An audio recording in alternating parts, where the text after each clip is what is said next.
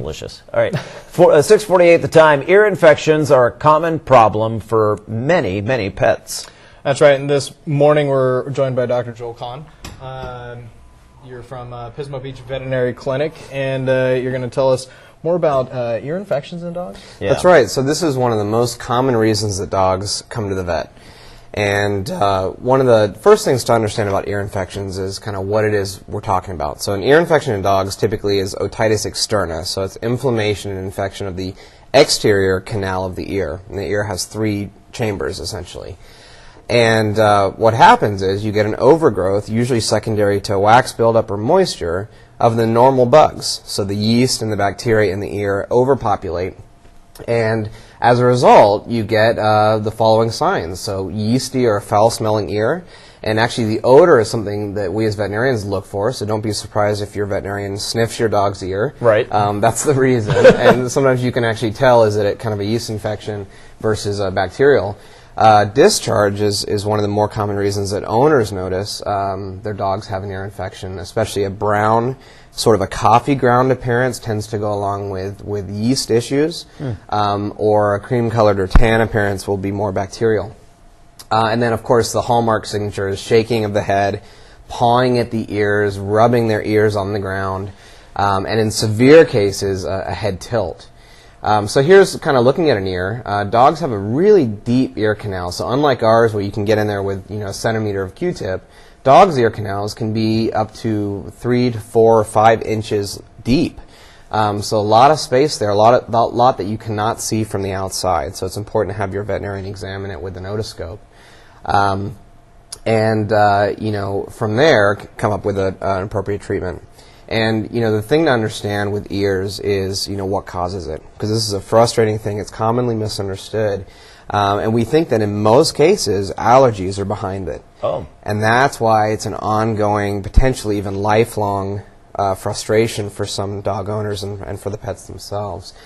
We think food allergies and environmental allergies play a huge role. So our initial focus is aimed at treating the infection. So that's going to involve usually a topical, antifungal or antibacterial, and then a maintenance plan for keeping these infections from coming up in the future. One of the things that we'll talk about with owners that are having repeat issues with this in their pets is doing an ear flush every week for the rest of that dog's life, just to keep down on the bacteria and yeast. So that's one of the things. In severe cases, if we're seeing a repeat occurrence, we might talk about food trials, things like this. So you can see in this dog, this is kind of a classic cherry red ear. Oh, yeah. This is typically, you're going to see more with bacterial ear infections. This is likely to have kind of an odor associated with it. This is more of a yeasty ear. You can see that almost elephant skin appearance to it. It's called lichenification.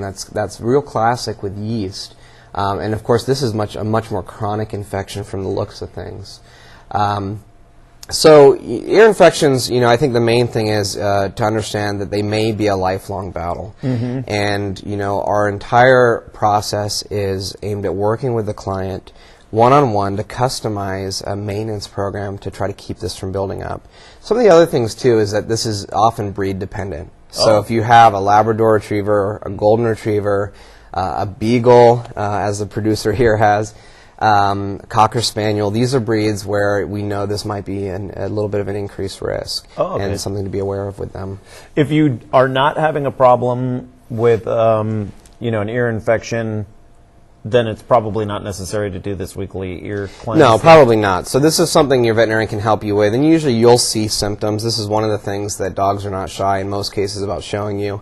So the ear flush as a maintenance is going to be designed more for those dogs that are having repeat issues. Is that really the only treatment for the ear infections? Is the ear flush? As far as a maintenance, sometimes we'll also talk about using antihistamines, diet trials. In severe cases, there are even surgeries that can be done to help with severe ear infections. So you can see here in this video, this is an example of how to flush a dog's ear.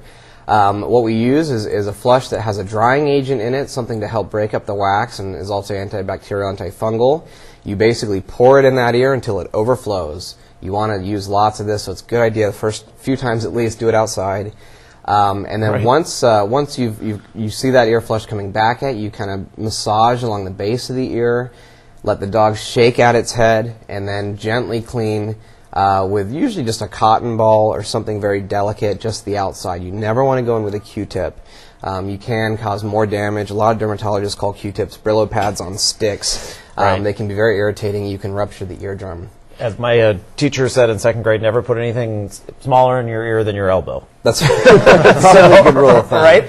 Dr. Joel Conn with the Pismo Beach Veterinary Clinic. I can attest you're a great doctor. He's our dog's doctor. And seriously, great information. We really appreciate it. Welcome. And you can get your questions answered by Dr. Conn very easily. Just ask the vet at KCOY.com.